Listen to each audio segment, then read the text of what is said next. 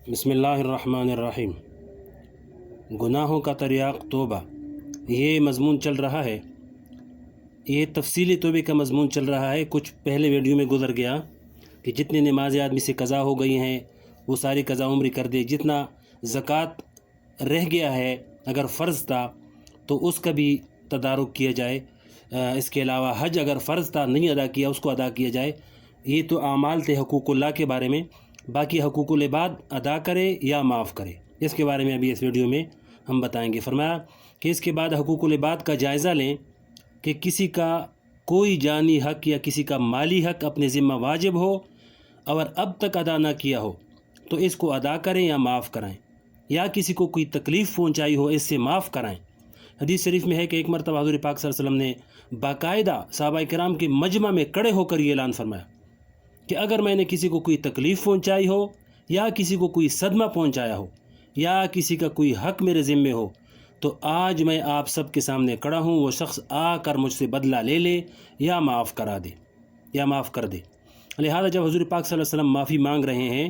تو ہم اور آپ کس شمار میں ہیں؟ لہذا زندگی میں اب تک جن جن لوگوں سے تعلق رہے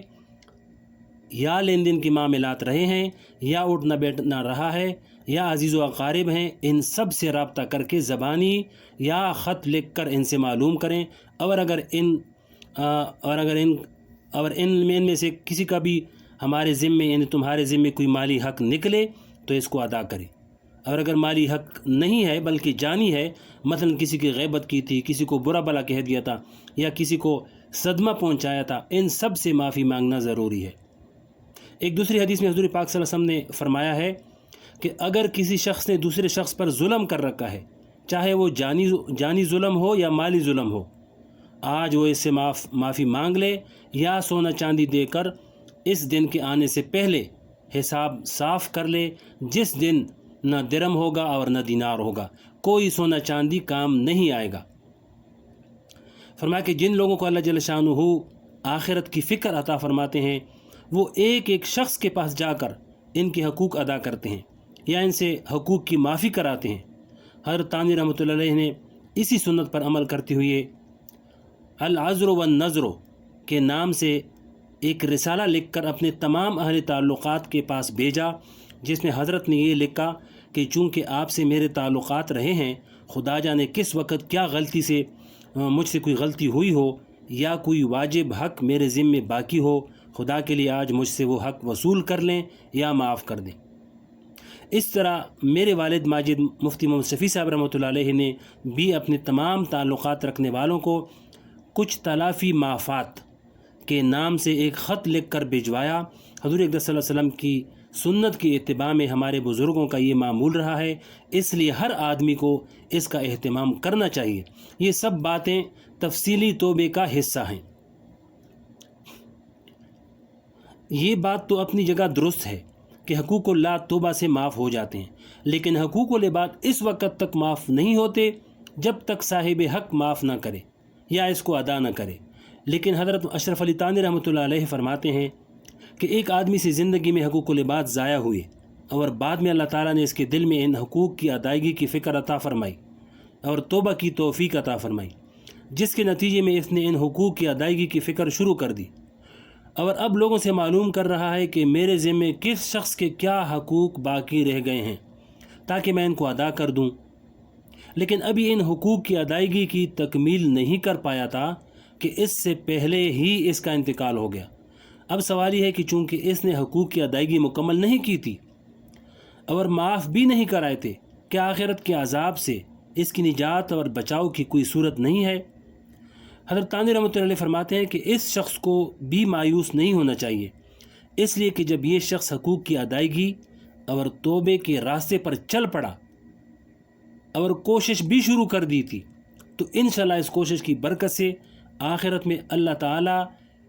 اس کے اصحاب حقوق کو راضی فرما دیں گے اور وہ اصحاب حقوق اپنا حق معاف فرما دیں گے۔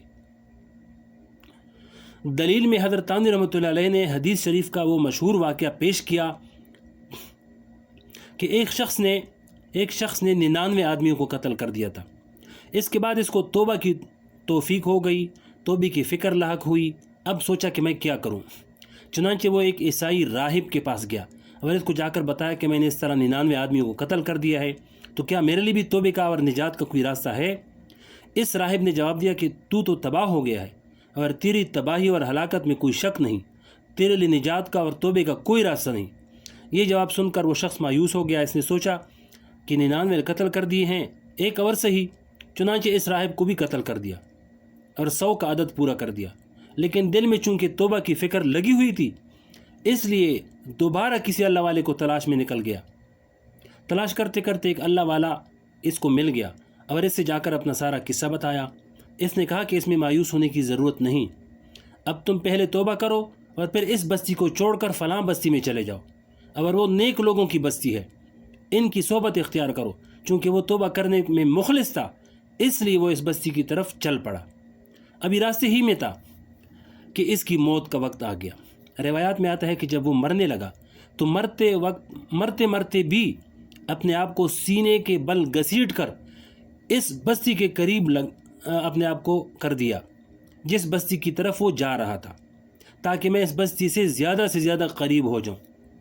آخر کار جان نکل گئی۔ اب اس کی روح لے جانے کے لیے ملائکہ رحمت اور ملائکہ عذاب دونوں آ گئے